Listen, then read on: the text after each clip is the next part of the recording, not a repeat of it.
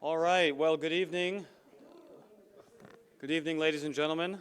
Welcome back to week 3 of 4 sessions here of the Remember America lecture series. For those of you that are new or haven't, if this is your first time coming and you don't know me, my name is Dan Stone. I am the headmaster here at Dayspring. I taught history for a lot of years, and let me go ahead and say a word of prayer, and then we're going to get started. Heavenly Father, I just thank you for this evening. We thank you once again, Lord, for the opportunity to gather together to hear about our country's history. And as we look ahead to the Semiquincentennial, the 250th birthday of our Declaration of Independence, and as we take a look at some of the key events that led to that event taking place, I just pray that you would bless our time together. I pray that we would be encouraged and inspired and challenged as to what you would have us do in our time here as citizens of the kingdom and also as citizens of this country. So we just pray that you bless our time together. In Jesus' name, amen. All right, so I'm going to start off with just a brief recap of weeks 1 and 2. So week 1 was the Great Awakening, and Dr. Hilton was our speaker for that particular topic. And the Great Awakening, if I could summarize it in one statement, it helped pave the way by teaching that salvation is for everyone. Salvation is for everyone. So it awakened the mind of the average citizen, the common man, if you will, not only to salvation, but that led to the free thought of the value of the citizen as an individual. And if you remember that leads us to the Enlightenment. So in week 2, we talked about the Enlightenment, which was a philosophical movement that took place during this time. And this was a movement where the new ideas of this time was that God gave man natural laws, and God gave man revealed law in the Scripture, and then God gave man the ability to make civil law, but they cannot violate the other two. The laws that we make to govern ourselves cannot and should never violate revealed law or natural law. And so we have this evolution of thinking. First of all, from a spiritual standpoint, salvation is for everyone. From a philosophical standpoint, then, my right as an individual comes from God, not from government. Your value comes from the fact that you are made in the image of God. You are made an image bearer of Almighty God, and that is what gives you value, not what class you were born into, not what you can produce, not what you do, not what you look like. It's your value as an image bearer of God, and that was a new evolution in man's thinking. And then we get into English history, and this is a really important part to understand because as we talk about the American Revolution, it's important for us to remember the English history part of this. We have Magna Carta, we have the English Bill of Rights, and we have the English Petition of Right and the English Bill of Rights, and this gives rights to Englishmen. And so when our founders were going through what we talked about last week and what we're going to continue talking about tonight, the different violations that the king and parliament began to do to the colonists, the different acts and taxes and illegal things, they weren't just rebelling because they didn't like the taxes. They weren't just rebelling because they wanted to create some sort of a society for themselves where they could call all the shots. They were standing for their rights as Englishmen.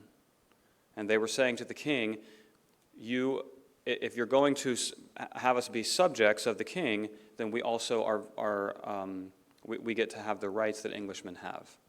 All right, so they began protesting and resisting these unlawful acts, and so we talked about some key terms here: the Sons of Liberty, the Committees of Correspondence, which were the groups of people that were getting together and writing down and sending notes to the other colonies to try to get buy-in for this. And then we left off talking about the First Continental Congress. Now, pop quiz time, because this is school and I am a teacher. What we left off last week, those of you that weren't here last week, you're off the hook.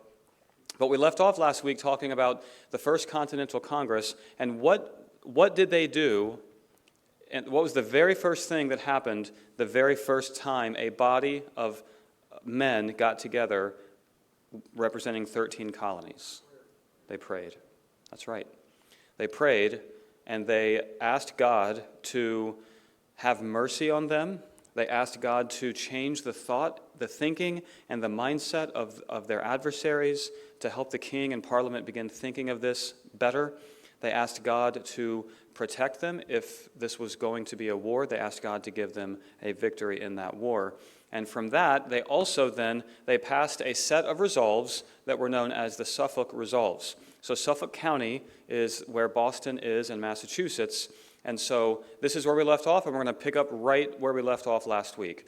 And again, this speaks to the idea that the revolution is a little, I think it's a little bit misnamed. I don't think that's an accurate name. It wasn't so much a revolt as it was a petition for a redress. And a redress is an old colonial word that simply means to make something right. They wanted to send something to the king where he would make right what had been going wrong. So, one more little bit of review. So, this whole series of events is a little bit of action and reaction. So we had the Boston Tea. I'll go back as far as the Boston Tea Party.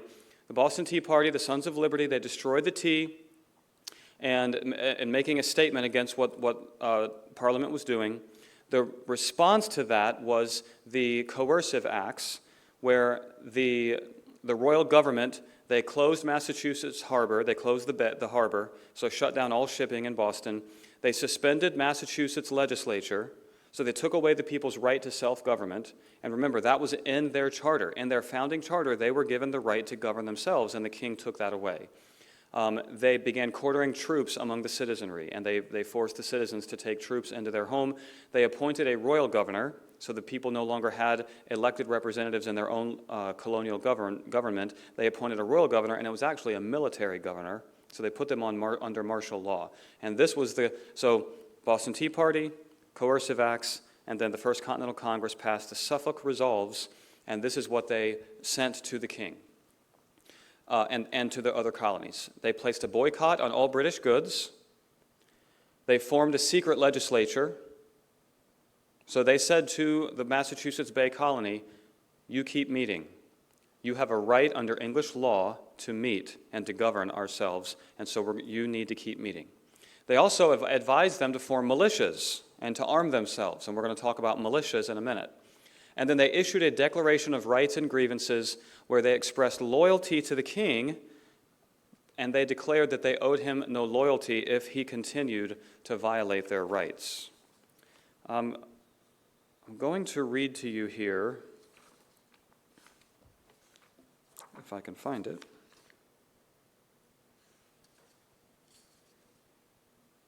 Nope, that's later on. I was getting ahead of myself. I'll just stick with the presentation. All right, so this leads us, we're going to talk about three main stories tonight. The first is the battles of Lexington and Concord. Raise your hand if you've heard of this battle. Pretty familiar. The Battle of Bunker Hill. Raise your hand if you've heard of Bunker Hill. Where was Bunker Hill fought? It is a trick question. On Breed's Hill, good. And then a lesser-known story is it's not really a battle. It's called the Evacuation of Boston, and we'll talk about that at the tail end of the lecture tonight. So, over the next several months, from May of 1774, rolling into the rest of that calendar year and into 1775, the British troops continued to occupy the key cities, which gave rise to continued tensions amongst them and the colonists. People began uniting in dress and diet to relieve their dependence on Great Britain. So this boycott on British goods, it was a way of saying we're going to unite with what we wear, we're going to do without certain things that we're accustomed to having, and it was a unified boycott. I would say raise your hand if you've ever participated in a boycott, but I'm not going to do that. All right, they're still popular from time to time, and it's tricky because if we boycotted every company that we'd just never buy anything. Anyway, all right, that's why I didn't want to go there. Okay. And then the local Massachusetts militia units continued to train, and they collected arms and munitions and began to prepare themselves for a war. So let's talk about that. Let's talk about the Minutemen of Liberty. The Minutemen is the name that we have given them as historians, and they did call themselves this as well, but they would have just called themselves patriots. These are average farmers, merchants, shipbuilders or sailors or just workers of that time who were ready to lay down their plow and pick up their gun, if need be, to go and fight for liberty. And so there's months and a couple of years worth of this groundswell, this grassroots movement of people who are beginning to realize that a war might be coming. Are we going to just cave and submit to this yoke of tyranny where the king is oppressing us and violating our rights? We're either going to have to just submit to that and accept the fact that as colonials, this is our lot in life, or we're going to take a stand, and if taking a stand means we are going to have to fight, how far are we willing to go? And history tells us they were willing to go all the way. Let's talk about the roots of the militia. Just very briefly, in the Old Testament, we have a passage, obviously Exodus 20:13, the Ten Commandments. Killing is one of the 10. Not killing is one of the 10 Commandments. In the New Testament, Jesus gave instructions to his disciples about going and buying a sword. Ecclesiastes is another passage that could be up here. There's a time to kill and a time to heal. The common law, that was something that we, again, referencing back to Magna Carta and the English Bill of Rights, the evolution of English history, these people understood all the way back in 1215 in Magna Carta, when all they had was swords and bows and arrows. The stand that they took back then was that average people have the right to defend themselves. This right to self-defense is another one of those, bring in the Enlightenment with natural law. It's a God-given right. Our founders believed that we do not need the government's permission to defend ourselves because my life is something that God gave me. Therefore, God is the only one who can take it. So if another man is trying to take it, I have a God-given right to defend myself. And that requires weapons. So this mindset of a militia, of self-defense, it goes back a really, really long way. Colonial rights, they had the right to bear arms. That was written into their colonial charters as well. It was expected that as English citizens, these were rights that they had. This would eventually lead to, of course, our Second Amendment. Let's talk about very briefly the origins, again, of the Sons of Liberty. I wanted to kind of go back a little bit and just talk about this, the origins here. The Whig Party was formed in 1764. The Whig Party was formed back in England, and this was the party that was considered the opposition to the king. The king's party would have been the Loyalists or the Tories, and the Whig Party would have named themselves this as the opposition party. And that comes down, and I'll let you kind of read through this, but basically the Sons of Liberty were the seeds of the American Revolutionary Movement. And then one more term here before we talk about Lexington and Concord. Let's talk about the Committee of Safety. So the Committee of Safety grew out of the Sons of Liberty movement. It was first officially formed in 1774 under the authority of that Continental Congress. They called up the militia of the towns to defend their rights. The militia was officially men, fathers, and sons, and they were mobilized individuals who had taken an oath to defend their liberty under God. They brought their own weapons, but extra ammunition was often stored in churches. Ooh, that's a fun fact. I wonder how that would go, especially here in Lancaster County. Some churches would really not, I think most churches would probably not be okay with this, but in particular some would certainly not be. I'll get to Jonas Clark and talk about the role of the pastor in a minute. So, as I've said, the Minutemen companies were formed throughout New England. The British leaders began to pressure the Massachusetts governor and the military leader to begin arresting the Patriot leaders. So, over a course of 6 months, let's say, actually closer to a year, this is what's happening. After the First Continental Congress, they send a resolution to the king. He ignores it, and so they begin meeting in secret to govern themselves. They begin collecting arms and munitions for self-defense, and preparing for what is looking to be a war, and they're continuing in these committees of correspondence to communicate with this is Massachusetts and Virginia primarily, communicating with the other colonies to create union with unity, to try to develop that buy-in so that we have a united front against Great Britain. Have you ever seen that political cartoon of a snake, but it's chopped into pieces? It's chopped into 13 pieces, and every piece of that snake has a 2-letter abbreviation for a state or one of the colonies at the time. And at the bottom, what does it say? Join or die. That was actually attributed to Ben Franklin, and that was one of the propaganda pieces, a slogan, if you will, to try to get the 13 colonies to buy in. The question was, why should South Carolina care? Why should the people of South Carolina care about what's happening in Boston? And this was the effort of these men, was to say, what affects one will affect all. We have to be united in our effort to resist. This picture here of the Minuteman, it's in Lexington, Massachusetts, and we go there every year. We take our 9th grade students to Boston and to Lexington and Concord and to Plymouth. We take a week of school and we drive up there and we visit all these sites. And this statue, obviously built in the 1800s, but it's symbolic of the Minuteman. You'll see that on his left there is a plow, and he has draped his coat over the plow and picked up his musket, and he's going to be going to the sound of the church bell. Again, the churches, they would ring the bell to call people together, including the militia. So I'm going to show you a map here. In my history class, I always taught with a map. Any other visual learners out there?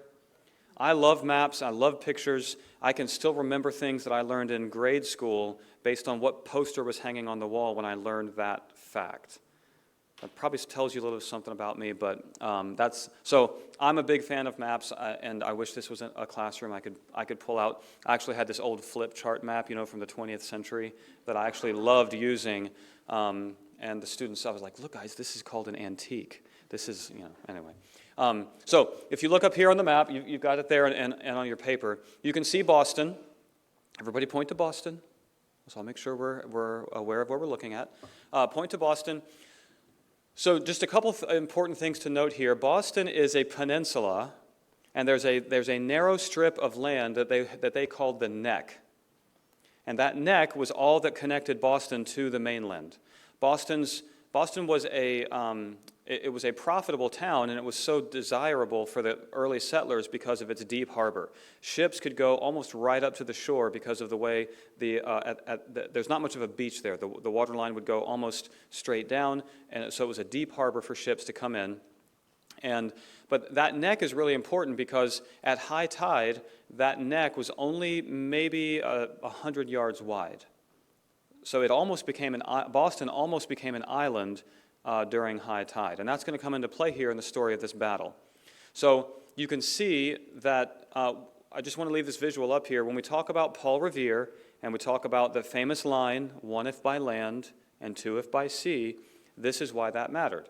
Because if they were going by sea, if you see where the B is on Boston, they would have cut straight across up to Charlestown, and they would have marched the overland route, and that would have taken them significantly less time than if they were going to go by land, which was to march all the way down the neck and then head north and west. And so that's going to come into play in our story here of Lexington and Concord. So, fast forward to April of 1775. In Boston, the royally appointed governor, who is the general, he is getting pressure from his superiors back in England to put a stop to this rebellion. Arrest Sam Adams and John Hancock and bring them to heel. There's a bounty on their head now. Sam Adams and John Hancock are very well aware of this, and they have long since left Boston. They have gone west to a local town called Lexington, Massachusetts, and they have stayed with a family relative, a family friend who was the pastor. His name was Reverend Jonas Clark. John Hancock is actually originally from Lexington. So just a real brief backstory here. John Hancock was orphaned at the age of 6. He might have been 8. He moved into Boston then to live with his uncle. His uncle was a very wealthy merchant. His uncle taught him the trade, And then his uncle died when John was in his early 20s, and John Hancock inherited all of his uncle's wealth. And then he would go on to make good on that wealth, and he became a very successful businessman. And so, obviously, he becomes one of the famous patriots from that time. But that's a little backstory. He's one of the leading voices of this revolution, and he has gone west along with his friend Sam Adams. And the British have a plan to march west and to arrest John Hancock and Sam Adams, and also to capture these munitions that these rebels have begun to store in their churches. The colonists had gotten wind of this plan, and they had prepared. And here's a really cool little backstory. Did you all know that George Washington had a really intricate spy network during the Revolutionary War? He did. There's a number of really good books, and there was actually a really good TV series called Turn. It was pretty good and fairly accurate. But Washington had a very elaborate spy network. It got started all the way back in this time period. So Dr. Joseph Warren, and I'm going to read to you about him a little bit later when we talk about Bunker Hill. Dr. Joseph Warren, he actually had a friendship with General Thomas Gage's wife. So the British general, his wife was actually she was not a loyalist. She was a friend of the Americans.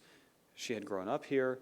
Her loyalties lied with the colonists, and she had great sympathy for what was happening to them. But of course, she's married to a British officer, so that was a real contradiction for her.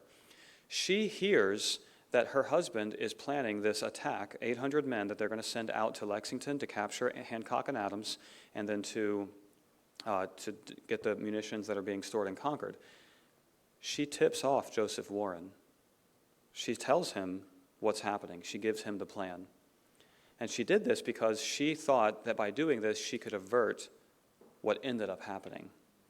What ended up happening might have been actually caused by the sequence of events that then took place. So Joseph Warren had begun to work with Paul Revere on a plan to signal how are we going to get word out to the countryside that this attack is taking place. So Paul Revere planned to warn the Minutemen of the British if the British were coming, and he would have 2 lanterns hung in the steeple of the Old North Church. It was called Christ Church back then, and this would be to alert the men across the harbor, 1 lantern if the British were coming by land, and 2 lanterns if they were coming by sea. And so Revere got word from Warren what was happening. He told the sexton of the church, who was he was a son of liberty, and he climbed up and broke curfew. Boston was under curfew at this time. He broke curfew, he went into the church, and he had 2 lanterns hung from the steeple. And Paul Revere rowed across the harbor under cover of darkness with muffled oar, and he got on a horse and he began his midnight ride. And of course, we know that Paul Revere is the most famous one because of what? Why do we know about Paul Revere? Longfellow's poem, The Midnight Ride of Paul Revere. Listen, my children, and you shall hear of the midnight ride of Paul Revere. 'Twas the 19th of April in 75. Hardly a man is now alive who remembers that famous day and year. I wish I could really impress you by reciting the rest of it, but I can't. The rest of it that I do know is, 1 if by land, and 2 if by sea, and I on the opposite shore will be, ready to ride and sound the alarm to every Middlesex village and farm, to all the something, to up and to arms. So, Paul Revere he went across the sea. His buddy, his friend, Billy Dawes, poor Billy Dawes never gets any credit. He rode over the neck of land. He broke through the British garrison and took fire, and then he rode, and by the time that night was over, there were dozens of riders going throughout all of the countryside to awaken the Minutemen to say the regulars are out. The British are coming. So, let's talk about Lexington. There were about 700 inhabitants of this small town, 125 families and 1 church. Very small town. There were 45 family units that were represented on the green, and we're going to talk about the Lexington Green. That's the town common. Okay? And I just love this, the militia oath. This is what all the men who joined the Lexington militia took an oath when they joined. They said, "We trust in God that should the state of our affairs require it, we shall be ready to sacrifice our estates and everything dear in life, yea, and even life itself, in support of the common cause." I always was like my first or second year of teaching, and I was researching this material and developing some teachings from it, and it struck me that we have a couple dozen famous names that we remember from this time period, but behind every one of those, there are thousands of regular farmers, regular average citizens who took that oath and were ready to lay their lives down, and history doesn't really, I mean, unless you are like an archivist, we don't know their names. It just challenges me to think, how far would I go? How far would I go for my faith? How far would I go for my principles? And yeah, I think it's a good thing for us all to stop and consider from time to time. Captain John Parker he became famous because of this quote. He's the captain of the militia here at Lexington. When the British arrived, he gave his orders, and this quote came down to us. He said, "Stand your ground, don't fire unless fired upon, but if they mean to have a war, then let it begin here." And here's a little bit more that comes from that. He gave them instructions on their rights as Englishmen, and he said, if they tell us to disperse, we will disperse. But if they tell us to lay down our arms, we will not lay down our arms. We have a right to self-defense. Magna Carta, English Bill of Rights, common law. We have a right to bear arms to defend ourselves. These are our personal weapons. We'll leave, and we will leave peacefully, but we're taking our guns with us. Okay? So here's what happens. And I went to Google Maps, and I learned how to do a screenshot, which I know I should have learned a long time ago, but I just never did. But it was pretty easy. This is a modern overview of Lexington in Massachusetts today. So I've put a little pin on Lexington Green.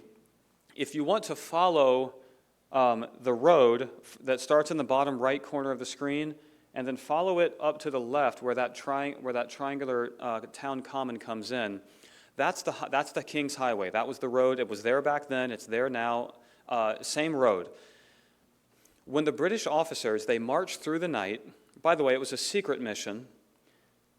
Secret mission with bright red coats, with the big white straps that go across that make a nice target or bullseye for you, with glistening bayonets in the sunlight as the sun was coming up, and marching to the sound of drums, real secretive.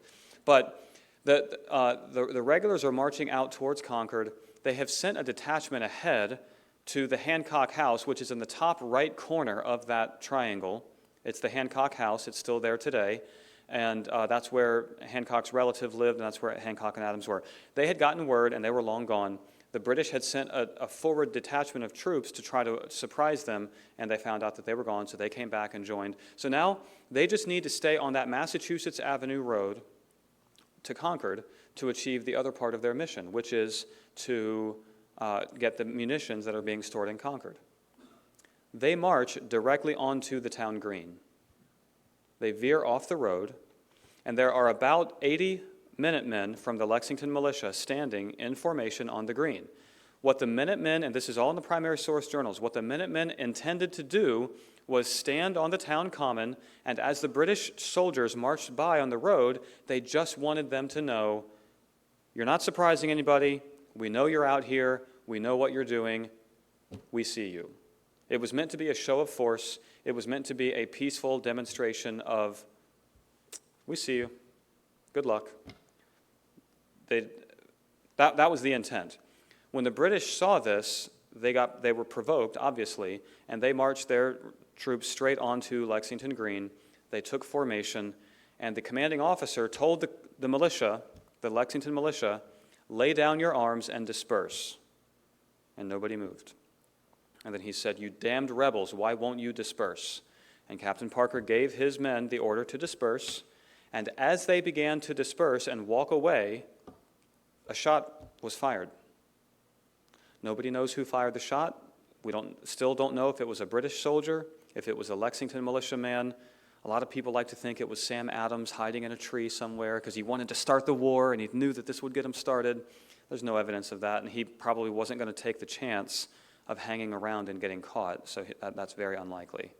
But a shot was fired, And then the British soldiers opened a volley into the Lexington militia and then did a bayonet charge, and they killed 7 men. They regrouped. The commanding officers got control of their troops. They gave a hip, hip, huzzah.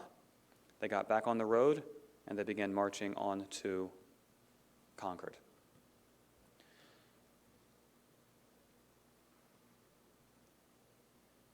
Of the 7 men who were killed on the Lexington Green, 5 of them were shot in the back.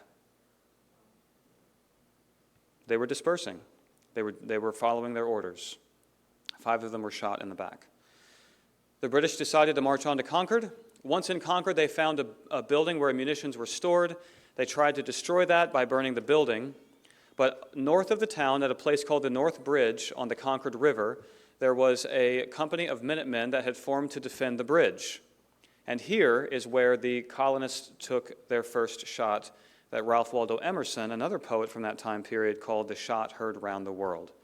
So just really quickly, the story then, the militia is up on the hill north of the bridge. They see smoke coming from the town because the British have set one of the buildings on fire. It was an accidental fire. The British troops, actually the regulars, were working with the citizens of Concord to try to put out the fire. They did the bucket brigade, and they were trying to put out the fire. But a mile north of town, all the Concord militia saw was smoke coming from the town, and they thought, they're burning our town down. So they began to march down to the bridge, and they fired a volley into the British troops there at the bridge, and the British troops then ran. And if you are familiar with the story, all along the road, that's a modern-day picture of the bridge, by the way. It's called the Old North Bridge. Everything there is old or new. It's the old this or the new that, and then it's the north or the south or it's really hard to do trip leading up there because you forget where your reservations are. It's the Old North something or the New South whatever. Okay. For the entire march back to Boston, the Minutemen followed the British line, shooting at them from behind the trees and the rocks. In the end, the British lost 73 dead and 179 wounded. The Patriot losses were 49 dead and 39 wounded. A bad day for the British soldiers. An 18-mile march, the first half of which was through the dead of night, so no sleep.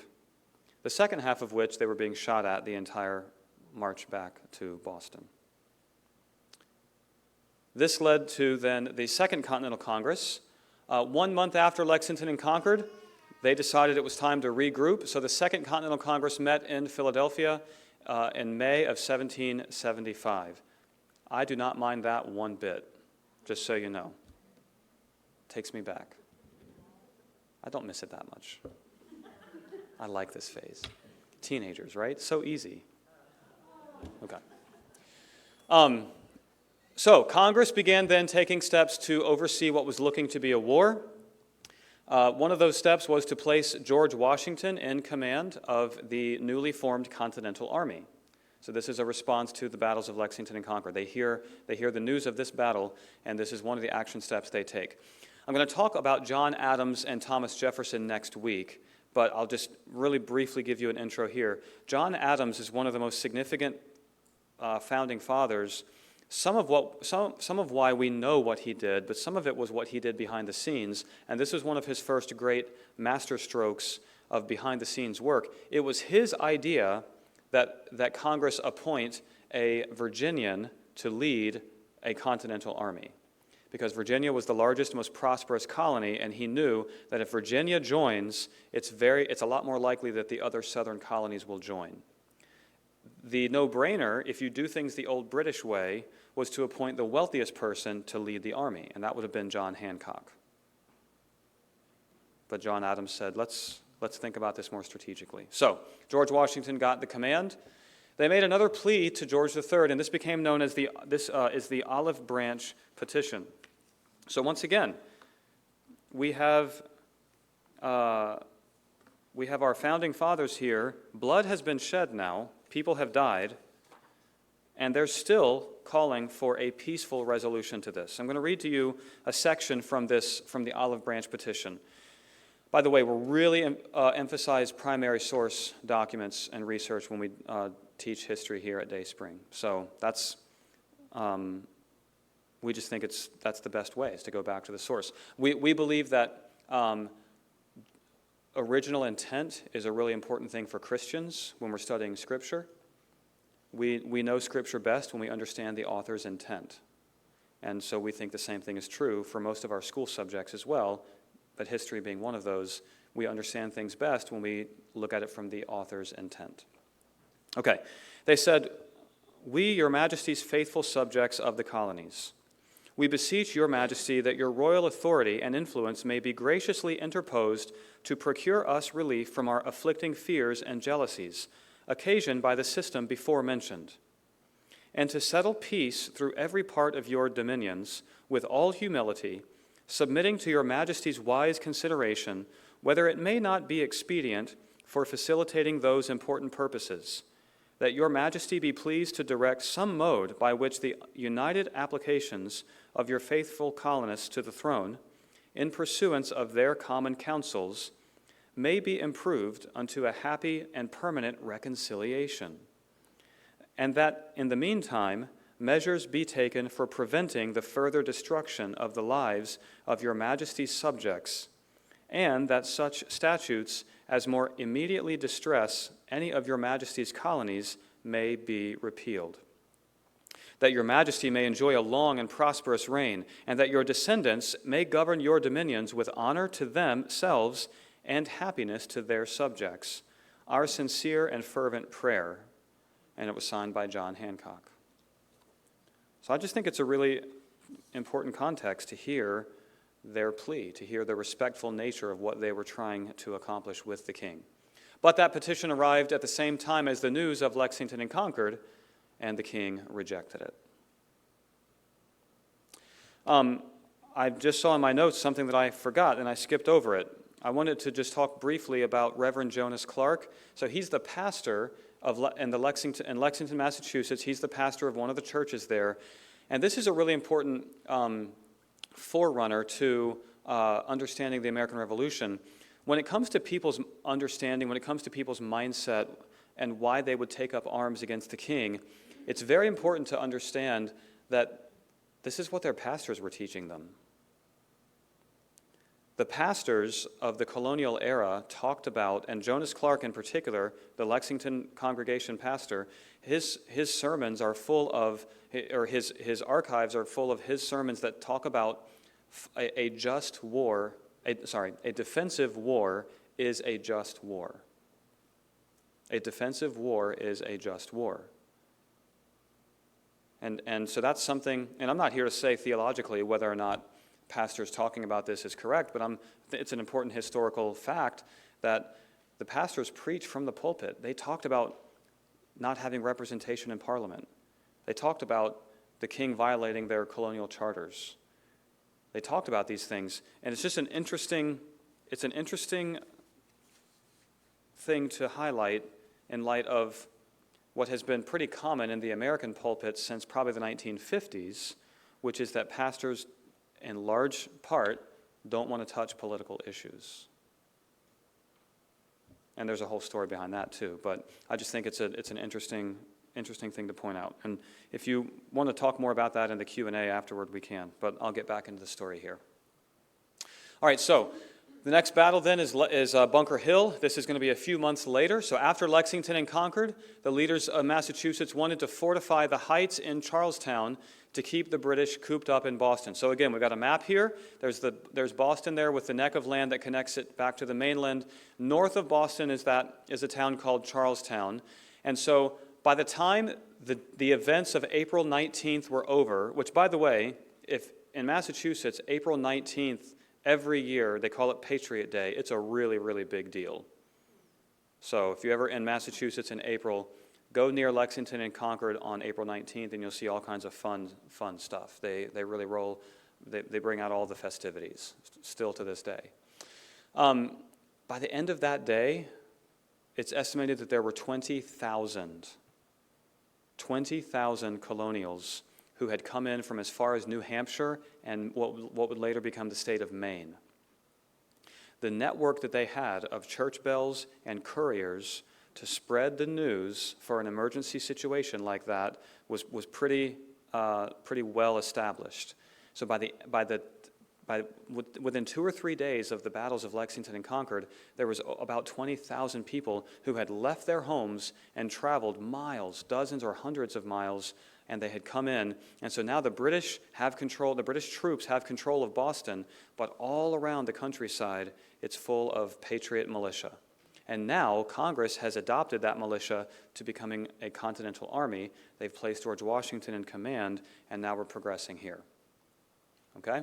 So the Battle of Bunker Hill, what happens then is the British officers in Boston, they realize that if the colonials, if the loyalists, the patriots, if they get the commanding heights on that peninsula north of Boston, that if they ever get any big guns up there, they're going to be able to fire on the town, and they're going to be able to defeat the British soldiers, and they're going to have to leave. So they realize this is a really big deal, we can't have this, and so they begin to prepare for an attack. So they get their troops loaded onto ferries, they go across the harbor, they load up on the shore there of Charlestown, and the colonials then dug in on Breed's Hill, and the British sent their troops across the Charles River and up the hill to attack the Patriots. The British brought 2,000 men to face the 1,500 Patriots.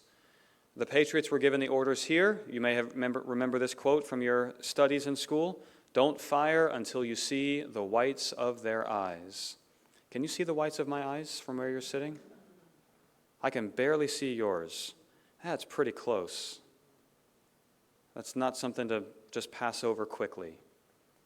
They didn't have much ammunition. They needed to make every shot count. And they did. And Bunker Hill was a very, very bloody day. 3 different charges. 3 charges of the British regulars up the hill to try to take the heights from the Patriots, and the Americans fired at point-blank range, wreaking a devastating toll on the British. And eventually they ran out of gunpowder and ball, and they were forced off the hill. That third charge that the British were bringing up the hill, the Patriots were putting rocks in their guns. They were putting nails. They were finding anything they could put in there to fire as a projectile because they had run out of ammunition. In the end, the British were able to take the hill and drive the Patriots off, but their casualties were over 50%. And so it was considered to be a victory for the British, but it was a very, very heavy cost. British General Henry Clinton, he wrote to his superior, "A few such more victories would have put an end to British domination in America." And the British had no advantage, and they were still, after all of this, stuck in Boston. And there's a really interesting story here that I'm going to tell you quickly about Dr. Joseph Warren. I talked to you about him last week, and I said that he would have been president, is what a lot of people will say. British General Thomas Gage said that the death of Joseph Warren was worth the death of over 50 of his men. Oh, I printed something and the printer cut it off. Let me see if I can read it.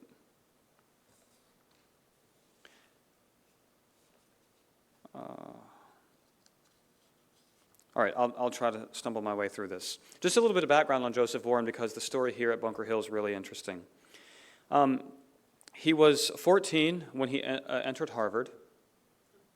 His father was killed while falling off a ladder, and his mother, Mary, was able to send him through school, and he did go to school, and he became a physician. After graduating from Harvard, he married a 17-year-old heiress. She died 8 years later, leaving him with 4 children. Joseph Warren became the youngest doctor in Boston, and he was known as one of the best. He had a stellar list of clients, including Sam Adams, John Hancock, John Adams, and his family. He had saved John Quincy Adams' finger when he was 7. John Quincy Adams broke his finger badly, and Dr. Joseph Warren was able to keep it from having to be amputated. He had loyalist patients, the children of Thomas Hutchinson, which was the royal governor, British General Thomas Gage, and his wife Margaret, and Margaret Gage is the source of the information for Lexington and Concord. It was Joseph Warren who enlisted Paul Revere and William Dawes to spread the news of April 19, 1775. So let me skip ahead to his death here. We call him Liberty's martyr. He belonged to the Committee of Safety. He made sure that the powder and the arms were stored in towns throughout Massachusetts. He also tried to organize Massachusetts fighting forces into an army of observation, and he propagandized that they'd be willing to fight. On the day of the battles of Lexington and Concord, he sneaked out of Boston and participated in harassing the British as they were returning on the road back to Boston. He then returned to Boston and organized the soldiers for the siege of Boston, which is what would lead to the Battle of Bunker Hill. On June 13th, colonial leaders learned that the British planned to send troops to take the unoccupied hills surrounding the besieged city, and that night, Joseph Warren organized the colonial troops digging in on Breed's Hill and building the earthworks that would become the battlefield. During the battle, he fought behind the earthworks until the Patriots had exhausted all of their ammunition. He stayed there to give the militia time to escape. When the British made their final assault, he was killed. So he stayed to the last. And in this time period, officers do not fight with the regular men. He stayed to the last. He helped organize the retreat so that as many men could get out of the. So it's a redoubt. It's like a dugout. So it's a very tight space with dirt walls on every side. And the British had come up and over the walls. And so he was helping the men back their way out so that they could reduce their casualties. But a British soldier recognized him and shot him. He was shot in the head, and he died instantly. It was 6 days after his 34th birthday. The British stripped his body, and they stabbed it with bayonets, mutilated it beyond recognition, and then they threw him into a shallow grave. Paul Revere was later the one to identify his body. Let me tell you about Paul Revere. Paul Revere was a goldsmith and a silversmith. If you knew a good goldsmith and a silversmith, you would want to become friends with them because they would also become your dentist. Your goldsmith or your silversmith is going to be the one to build a bridge for your teeth if you need to get one pulled. They're going to do the tooth pulling. They have the tools. They're going to use the tooth of a cadaver or a cow or a deer, or if you're wealthy, get a piece of ivory, and they're going to be making the dentures for you. Paul Revere had made some dental work for Joseph Warren, and he was able to identify his body by the dental work that he had done. And so that's how we got confirmation of Paul Revere's death. Joseph Warren's death. Let me read to you a letter from Abigail Adams to John Adams about Bunker Hill. Abigail and her family, they had left Boston and were about 8 miles down the road, so they heard all of the cannonade, all of the firing. The British burned the town of Charlestown in the battle.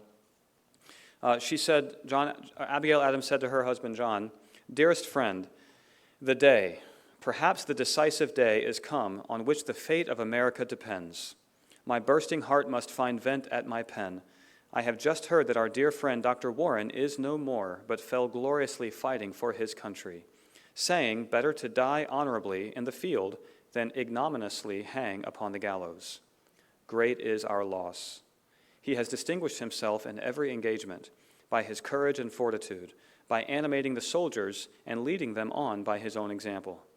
A particular account of these dreadful, but I hope glorious days will be transmitted to you, no doubt in the exactest manner. The race is not to the swift, nor the battle to the strong, but the God of Israel is he that giveth strength and power unto his people. Trust in him at all times, ye people. Pour out your hearts before him. God is a refuge for us. Charlestown is laid in ashes. The battle began upon our entrenchments upon Bunker's Hill a Saturday morning about 3 o'clock and has not yet ceased until now, 3 o'clock Sabbath afternoon. And then later she would write to him, I've been so much agitated that I have not been able to write since Sabbath day. This was a couple days later. When I say that 10,000 reports are passing vague and uncertain as the wind, I believe I speak the truth. I am not able to give you any authentic account of last Sunday, but you will not be destitute of intelligence. Colonel Palmer has just sent it to me word that he has an opportunity of conveyance, and she goes on to give him some details. And then I must close as the deacon waits. I have not pretended to be particular with that regard to what I have heard, because I know you will collect better intelligence. The spirits of the people are very good. The loss of Charlestown affects them no more than a drop in the bucket. I am most sincerely yours. And then one more excerpt I want to read. In 1846, John Quincy Adams would write this in his memoirs. He said, "The year 1775 was the 8th year of my age. Among the first fruits of the war was the expulsion of my father's family from their peaceful abode in Boston, to take refuge in his and my native town of Braintree. For the space of 12 months my mother with her infant children dwelt, liable every hour of the day and of the night to be butchered in cold blood, or taken and carried into Boston as hostages, by any foraging or marauding detachment of men, like that actually sent forth on the 19th of April, to capture John Hancock and Samuel Adams on their way to attend the Continental Congress in Philadelphia. My father was separated from his family on his way to attend the same Continental Congress, and there my mother, with her children, lived in unintermitted danger of being consumed with them all in a conflagration kindled by a torch in the same hands on which the 17th of June lighted the fires in Charlestown. I saw with my own eyes those fires, and heard Britannia's thunder in the battle of Bunker's Hill, and witnessed the tears of my mother, and mingled them with my own. At the fall of Warren, a dear friend of my father and a beloved physician to me. He had been our family physician and surgeon, and he had saved my forefinger from amputation under a very bad fracture." So that was John Quincy Adams' memory of Joseph Warren. So, Bunker Hill was a significant loss for the country. And that's a famous portrait of the death of Joseph Warren. Did not look anything like that, but if you know anything about portraits, they typically don't. So, all right, one more story for tonight. It will be a quick one. The evacuation of Boston. So, June of 1775 is Bunker Hill. The Second Continental Congress is meeting now, and they are well underway. The situation here is that New Englanders, as I said, had surrounded the peninsula of Boston. This resulted in the British Army driving them off of Breed's Hill at the Battle of Bunker's Hill. However, with the heavy casualties sustained by the British at Bunker Hill, it ended up proving to be of no advantage. So the newly commissioned Continental Army, led by George Washington, was able to once again lay siege to the city. So from June of 1775 to March of 1776, the city of Boston lay under siege. And I have to tell you a quick story about this. The Old South Meeting House. The Old South Meeting House, the Puritans did not call their churches churches. The church is the body of Christ. The meeting house is the building where the church gathers. So they were very particular about that. And that's why they would have town hall meetings in a church building, because they didn't consider the church building to be sacred. It was just a building. We can have political meetings, town meetings, and church on Sunday morning. Well, actually all day Sunday. The Old South Meeting House was the church where the Sons of Liberty gathered in December of 1773 to decide what to do about the tea. That's the meeting house where the Tea Party was planned and executed. The British, when they occupied Boston, they wanted to make an example of, and they wanted to get some kind of payback and revenge against these rebels. They desecrated this church. They stripped all the pews out and used them for firewood. They stripped the wooden floor planking out, and they put a couple feet of topsoil into the floor of this church building, and they turned it into a riding stable for their officers and their horses. The balcony of the church was turned into a gentleman's club, where they were gambling and drinking and singing, and then down below was the stable boys caring for the horses and doing little competitions, barrel rides, and things like that in the church. They desecrated this church, and they would use, as the siege would go on during this winter then of 1775 and 1776, Boston, the people began to starve, and the soldiers were victims of that as well. And so they were using the pews for firewood. They began using books for firewood, and they specifically chose books that were important to the colonials. There was a particular book that we know was in the steeple of the Old South Meeting House. The steeples were made of brick, And so that was often a library because it was the most fireproof building that they would have in a town. And these towns are very susceptible to fires. There's a very important book written by a man named William Bradford. It's his Journal of Plymouth Plantation. The original handwritten manuscript was in the library in the steeple at the Old South Meeting House.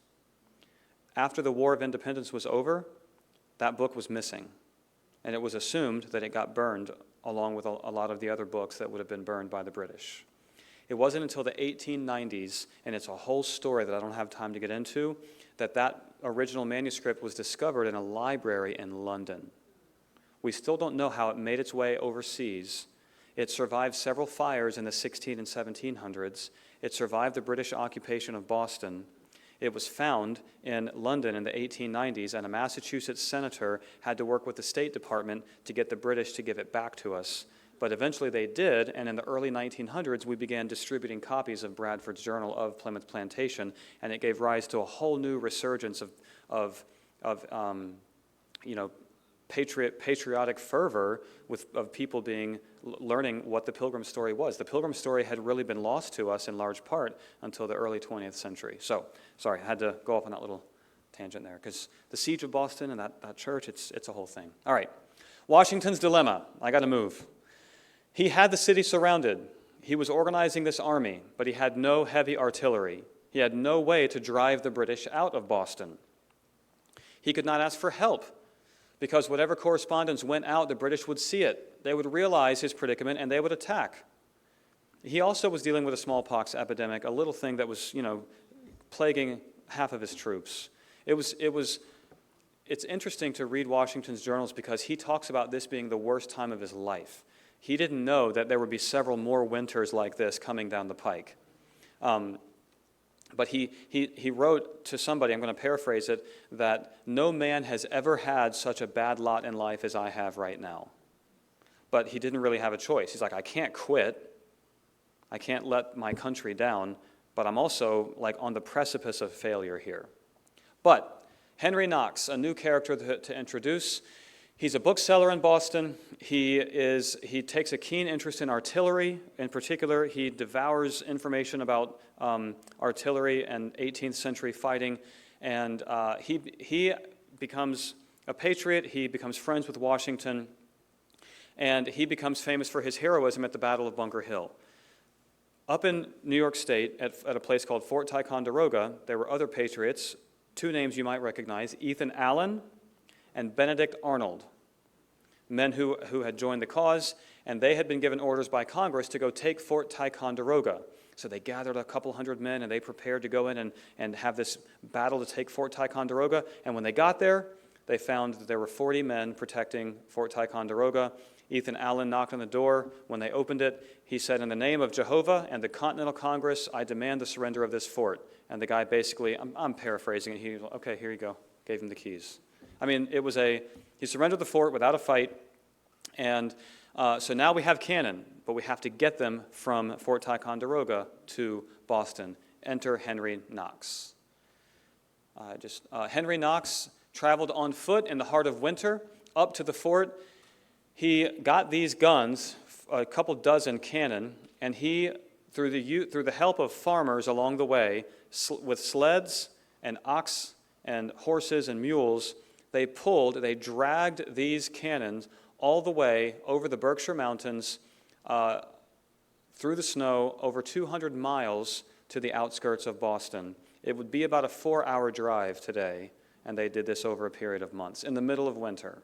It's a great story. So Dorchester Heights was on the hill of the southern end of Boston. So we talked about Bunker Hill is on the north, Dorchester is on the south. Washington had some of the cannons fire from Bunker Hill to distract the British. I've gone too long and I don't have time to get into all this, but it's a fantastic story. The British had spent the winter making fun of Washington. They were just carrying on. They would put on these plays where they'd have a guy dress up as Washington and put a really feminine-looking wig on him. And, they were just entertaining. They were bored. They had nothing to do in the winter in Boston. They were surrounded, but they couldn't fight. They couldn't go. It was a terrible time. And they thought very lowly of these colonials. So What Washington did is I've got dozens of cannon coming. I've got to get them on the heights at Dorchester, but I've got to do it where the British can't see. We don't want another Bunker Hill. I know what I'll do. They think we're incompetent. I'll use that to my advantage. He has some of the cannons taken near where Bunker Hill is, and he has them firing into Boston, splashing in the water, detonating overhead, playing to the British idea, the British thought, that these rubes don't know what they're doing. Meanwhile, the majority of his forces are taking the rest of the cannon to the South Hill on Dorchester Heights and fortifying their position. During the night, he got over 25 guns up on Dorchester Heights. When General Howe realized that he had to attack, he prepared his troops to cross the harbor and drive Washington off the heights. I'm going to read to you. This is a really great book if you are interested in learning more about this. It's called 1776. So I'm just going to read a couple excerpts from this in closing tonight. So the date had been settled. The move on Dorchester would begin after dark on March 4th and be completed by first light in the morning of March 5th, which was the anniversary of the Boston Massacre. The night was unseasonably mild, indeed perfectly beautiful with a full moon. Ideal conditions for the work, as if, and this is not a Christian author, as if the hand of the Almighty were directing things, which the Reverend William Gordon, like many others, felt certain it was. Quote, a finer night for working could not have been taken out of the whole 365, he wrote. It was hazy below the heights so that our people could not be seen, though it was a bright moonlit night above on the hills. On the heights, the men toiled steadily with picks and shovels, breaking up the frozen ground and earth and stone to fill the chandeliers and barrels. At 3 a.m, a relief force of 3,000 men moved in, and an additional 5 regiments of riflemen took up their positions near the shore. By the first faint light before dawn, everything was ready, with at least 20 cannon in place. It was an utterly phenomenal achievement. General Heath was hardly exaggerating when he wrote, perhaps there never was so much work done in such a short space of time. At daybreak, the British commanders looking up at the heights could scarcely believe their eyes. The hoped-for, all-important surprise was total. General Howe was said to have exclaimed, my God, these fellows have done more work in one night than I could make my army do in 3 months. The British engineering officer calculated that to have carried everything into place, the rebels had to have a most astonishing night's work. They must have required at least 15,000 to 20,000 men. It was 3. The shock of the discovery threw the British into an utmost consternation. Their immediate response, a thunderous 2-hour cannonade, proved nothing, as their guns could not be elevated sufficiently to strike a target so high. 2,000 troops were ordered to proceed by ship down the harbor to Castle Island, from where the attack on Dorchester would be launched at nightfall. So General Howe realizes he's got to drive these guys. He either has to leave Boston or he has to drive these troops off the hill. Years later, recalling the morning of March 5th on Dorchester Heights, John Trumbull would write, we saw distinctly the preparations which the enemy was making to dislodge us. The entire waterfront of Boston lay open to our observation, and we saw the embarkation of troops from various wharves. We were in high spirits, well prepared to receive the threatened attack. Sometime in the course of the day, Washington arrived to survey the defenses and the panorama below. His Excellency General Washington is present, animating and encouraging the soldiers, recorded Thatcher, and they in return manifested their joy and express with a warm desire for the approach of the enemy. He said, each man knows his place and is resolute to execute his duty.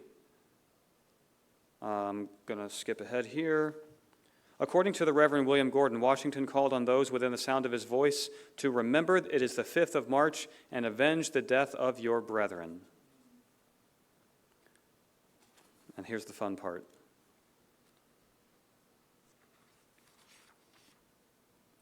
It was about noon when the first of the British troops' transports pushed off for Castle Island and proceeded down the harbor with increasing difficulty against strong headwinds.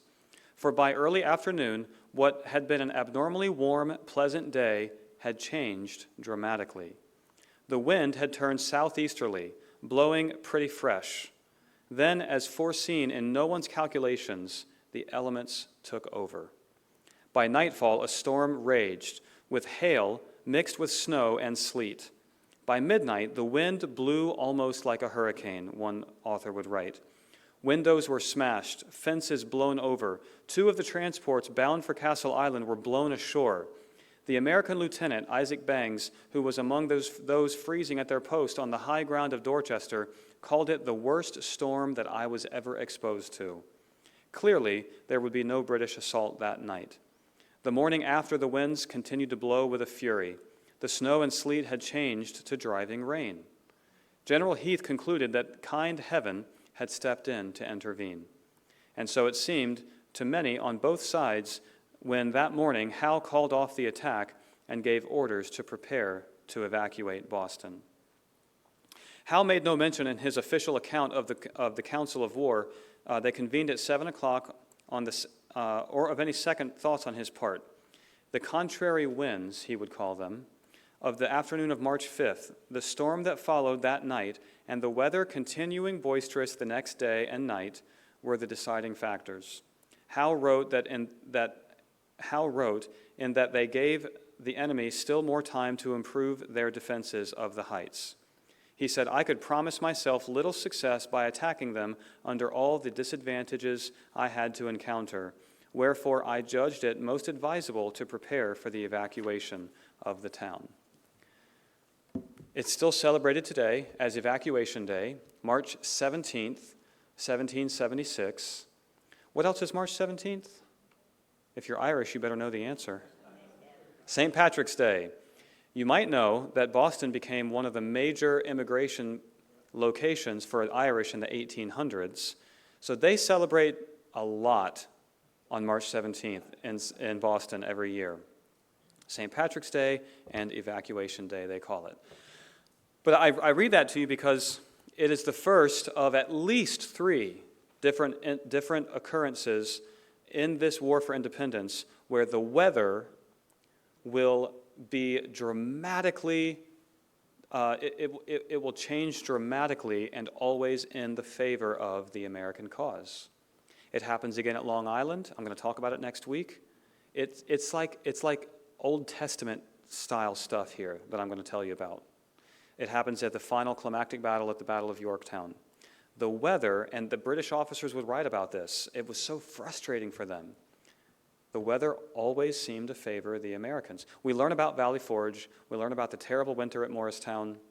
We know that they suffered greatly during these winters, and the weather was not always pleasant, but there are several specific instances where the weather helped the Americans get a defeat or get a victory that they never should have, that had no business getting. And so the significance of this is that obviously it's a great victory that did not cost any lives. The British would leave Boston in March of 1776, and meanwhile, down in Philadelphia in the spring of 1776, there are a few men named John Adams, Richard Henry Lee, Patrick Henry, Thomas Jefferson, Ben Franklin. They're beginning to discuss something. Whereas before they've been appealing to the king, they've been asking for the king to hear their cause. Now they're going to begin talking about declaring independence. Maybe it's time for us, as Ben Franklin would say, and I'm going to paraphrase, to state a fact that already exists. He's treating us as an independent country. We might as well become one. And so next week we'll talk about the debate and the conclusion of the Declaration of Independence, and I can't wait to tell you one of my favorite stories about the friendship of John Adams and Thomas Jefferson. So, that concludes tonight's lecture. Do you have questions or comments? Yes? Why is there a discrepancy between the name Bunker, the Battle of Bunker Hill, when it was on Breed's Hill? You know, I had an answer for this at one point. Their fortifications were on Bunker Hill. In the days leading up to the battle, they expanded their fortifications over to Breed's Hill, and I think that's the first point of contact that became the scene of the battle. So all the fighting took place on Breeds Hill, and I'll bring an answer for you next week.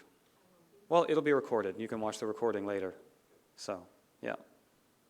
Other questions or comments? Yes? You had mentioned something about the change in the pulpit in the 1850s. Yeah. The Johnson Act, the Johnson Amendment, Lyndon Baines Johnson, he would become president, obviously after JFK's assassination. He was a senator in the 1950s. He is the one who introduced a bill that became part of the IRS tax code, that if you are a nonprofit and you endorse a political candidate or endorse a political stance, that you could lose your nonprofit status. They did that as a way to silence religious organizations from getting involved in politics. It scared many evangelical pastors into staying silent because they don't want to lose their nonprofit status, because that will obviously affect their giving, which is their income. Also, before that, there's a whole split in the church, the evangelical church and the mainline churches. In the progressive era, it's too much to get into, but there was a fight over how to care for the poor and the needy. Part of the progressive era was historically the church and Christian organizations were the ones that cared for the poor and the needy. The progressive era is where we began to shift into having that be a government thing. The federal income tax, all the immigrants that were coming in, a lot of the corruption that was happening. That's where we began to, if you go into the New Deal, where FDR's solution to everything was a government program to fix the Depression. And so that really began a trajectory of, instead of the church being the entity that cares for the poor and the needy, it became the government. So you combine those two things, and the evangelical church really, in many ways, went underground when it came to political issues. It wasn't until the 1970s and 80s with Jerry Falwell and the Moral Majority, Pat Robertson, the Christian Coalition, that the anti-abortion, after Roe v. Wade, that really awakened the church. And that quote that I like to use, it's not political, it's biblical. There are certain things that have become political in America that we view as being biblical, and there's a bit of an arc there. So. But going back to the tax code, how does that not go against, I think, the First Amendment with the separation? I mean, I know he was Thomas Jefferson said the separation of church and state, but then the First Amendment also says that the government shouldn't do anything to crush the voice of the church. Because no one stood up to it. Yeah. One of the things I learned from Charlie Kirk was, I think he said either no or very few, a minuscule number of churches and organizations have actually lost their tax-exempt status for violating that law. It's mostly been an empty threat that has never really even been exercised. But the fear of it has had a major impact. So, other questions? Okay. Let me close in prayer, and I'll dismiss you. Lord, we thank you again for your goodness to us. Thank you once again. I'm so grateful to be an American.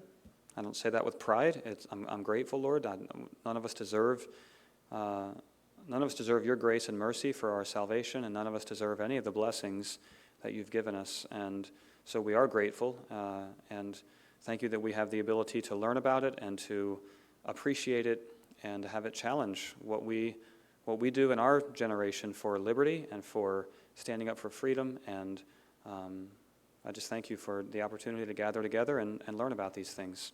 So I pray for each participant that you'd keep us safe as we travel home and bring us back again next week. Thank you, Lord. In Jesus' name, amen. All right. Thank you. You're dismissed, but I'll stay and talk as long as you want. Within reason.